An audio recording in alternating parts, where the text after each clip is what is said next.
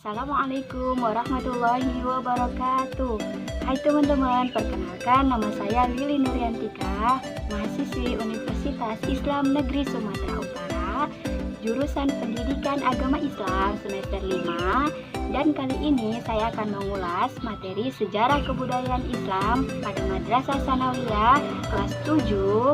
Dan tunggu terus ya teman-teman, jangan di skip, oke?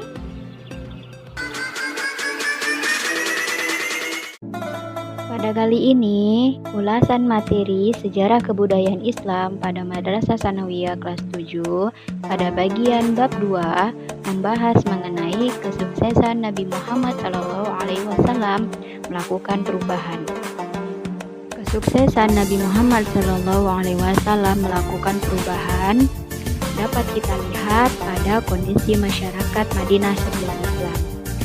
Kondisi masyarakat Madinah sebelum Islam yaitu memiliki kepercayaan dan agama yang dianut oleh masyarakat Madinah. Kota Madinah sebelum kedatangan Nabi Muhammad SAW dikenal dengan nama Yatsrib.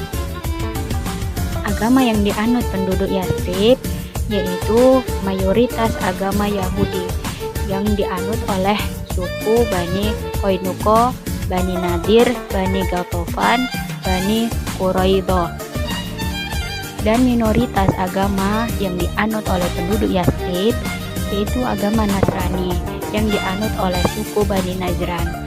Dan yang ketiga, agama yang dianut oleh penduduk Yatsrib yaitu sebagian memeluk agama Yahudi dan Nasrani yaitu agama pagan atau paganisme.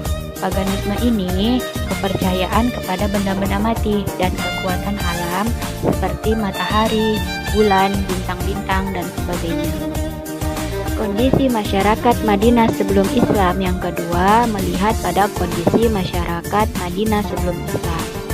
Keadaan sosial masyarakat Yatsrib sebelum kedatangan Nabi Muhammad SAW memiliki beberapa kemiripan dengan keadaan di Mekah. Suku-suku dan kelompok masyarakat yang tinggal di sana berperang satu sama lainnya. Yatsrib memiliki dua kebudayaan, yaitu kebudayaan Arab dan Yahudi. Kedua kebudayaan tersebut jelas memiliki tradisi yang berbeda. Orang-orang Arab yang memeluk Yahudi dan terjadi hubungan perkawinan di antara mereka, tapi sikap dan pola hidup bangsa Yahudi dan Arab itu berbeda. Jadi pada awalnya kedua bangsa tersebut berasal dari satu rumpun bangsa, yaitu ras Semit yang berpangkal dari Nabi Ibrahim melalui dua putranya Ismail dan Ishak. Bangsa Arab melalui Ismail dan Yahudi melalui Ishak. Mereka berkembang dan menyebar hingga menjadi beberapa suku atau kabilah, antara lain yang pertama yaitu kabilah Aus dan Khazraj, dan yang kedua kabilah Yahudi. Kondisi masyarakat Madinah sebelum Islam yang ketiga dilihat dari kondisi ekonomi masyarakat Madinah sebelum Islam. Kondisi ekonomi masyarakat Madinah sebelum Islam sangatlah baik. Dapat dilihat secara geografis, Yatsrib merupakan kota ketiga yang termasuk pada kawasan tandus yang populer dengan sebutan Hijaz setelah Thaif dan Mekah. Yatsrib berada di tempat strategis sebagai jalur penghubung perdagangan antara kota Yaman di selatan dan Syria di utara. Yatsrib termasuk daerah subur di sekitar kawasan tandus. Kondisi masyarakat Madinah sebelum Islam yang keempat melihat pada kondisi politik masyarakat Madinah. Kondisi politik masyarakat Madinah sebelum Islam masih diperubutkan oleh orang Yahudi dan suku Khazraj dan suku Aus yang akibatnya selalu berperang. Mereka merebutkan kepemimpinan. Maka masyarakat Madinah meminta Nabi Muhammad SAW untuk memimpin kota Yatsrib dan membuat perjanjian yang dinamakan Perjanjian Aqabah. Kesuksesan Nabi Muhammad SAW melakukan perubahan yang kedua dapat kita lihat pada hijrahnya Nabi Muhammad SAW ke Madinah. Kita ketahui definisi hijrah menurut bahasa berarti meninggalkan, menjauhkan diri, dan berpindah tempat. Seseorang dikatakan hijrah jika telah memenuhi dua syarat. Syarat yang pertama, adanya sesuatu yang ditinggalkan, dan syarat yang kedua, adanya sesuatu yang dituju atau mempunyai tujuan. Dalam konteks sejarah, hijrah adalah kegiatan perpindahan yang dilakukan oleh Nabi Muhammad SAW bersama para sahabat beliau dari Mekah ke Madinah dengan tujuan mempertahankan dan menegakkan risalah Allah dan berdakwah. Secara garis besar pula, hijrah terdiri dari dua macam. Yang pertama, hijrah makaniyah, yaitu meninggalkan suatu tempat. Selama masa kenabian, peristiwa hijrah makaniyah ini terjadi 3 kali. Yang pertama, hijrah ke Habasyah, dan yang kedua, hijrah ke Thaif, dan yang ketiga, hijrah ke Madinah. Yang kedua, yaitu hijrah maknawiyah, yang ditegaskan dalam hadis Nabi Muhammad SAW, seorang muslim adalah seseorang yang menghindari menyakiti muslim lainnya dengan lidah dan tangannya. Sedangkan orang yang berhijrah adalah orang yang meninggalkan semua apa yang dilarang oleh Allah. Sahih Al-Bukhari, Kitabul Iman bab 4 hadis nomor 10. Hijrah maknawiyah ini dibedakan menjadi 4 macam. Yang pertama, hijrah i'tiqadiyah, yaitu hijrah keyakinan. Yang kedua, hijrah fitriyah, yaitu hijrah dari pemikiran-pemikiran yang tidak sesuai dengan ajaran Islam. Yang ketiga, hijrah syu'uriyah, yaitu hijrah ketika hati manusia yang cenderung kepada kesenangan yang tidak sesuai Islam. Yang keempat, hijrah sulukiyah, yaitu hijrah ketika tingkah laku atau akhlak yang tercela berkembang dan menyebar di lingkungan sekitar. Peristiwa hijrah ini menjadi nama kalender Islam yang ditetapkan pertama oleh Khalifah Umar bin Khattab radhiyallahu anhu. Khalifah Umar menetapkan tahun Hijriah sebagai penanggalan bangsa Arab, dan karena terjadinya peristiwa paling monumental dalam perkembangan dakwah, yaitu hijrahnya Nabi Muhammad SAW dan para sahabat dari Mekah ke Madinah. Ada beberapa sebab Nabi Muhammad SAW hijrah dari Mekah ke Madinah. Yang pertama, dakwah Rasulullah SAW di Mekah tidak berkembang karena penolakan hebat kafir Quraisy. Penolakan ini disertai dengan penghinaan, penyiksaan umat Islam, bahkan rencana pembunuhan Nabi Muhammad SAW.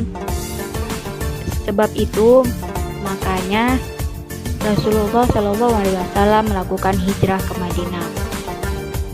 Yang kedua, adanya peristiwa Bai'at Aqabah serta permintaan penduduk Madinah agar Rasulullah SAW tinggal bersama mereka.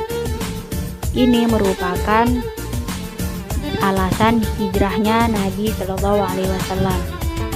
Terlebih Madinah adalah kota yang strategis dan tempat paling dekat, serta penduduknya yang memiliki kelembutan budi pekerti dan sifat-sifatnya yang baik. Dan sebab yang ketiga, bagi diri Nabi Muhammad SAW sendiri, hijrah merupakan sebuah keharusan. Selain itu, hijrah merupakan perintah Allah Subhanahu wa Ta'ala yang turun dalam Al-Quran, yakni yang berbunyi, yang artinya sesungguhnya orang-orang yang diwafatkan malaikat dalam keadaan menganiaya diri sendiri. Kepada mereka, malaikat bertanya, dalam keadaan bagaimana kamu ini? Mereka menjawab, kami adalah orang-orang yang tertindas di negeri Mekah. Para malaikat berkata, bukankah bumi Allah itu luas sehingga kamu dapat berhijrah di bumi itu? Orang-orang itu tempatnya neraka jahanam, dan jahanam itu buruk-buruk tempat kembali. Maha benar Allah dengan segala firman-Nya. Quran Surah An-Nisa ayat 97. Kisah proses hijrahnya Nabi Muhammad SAW ke Madinah. Pada masa itu, ketika kafir Quraisy mengetahui adanya perjanjian antara Nabi dan orang-orang Yatsrib, maka mereka pun semakin menyiksa umat Islam dan memutuskan ingin membunuh Nabi Muhammad SAW.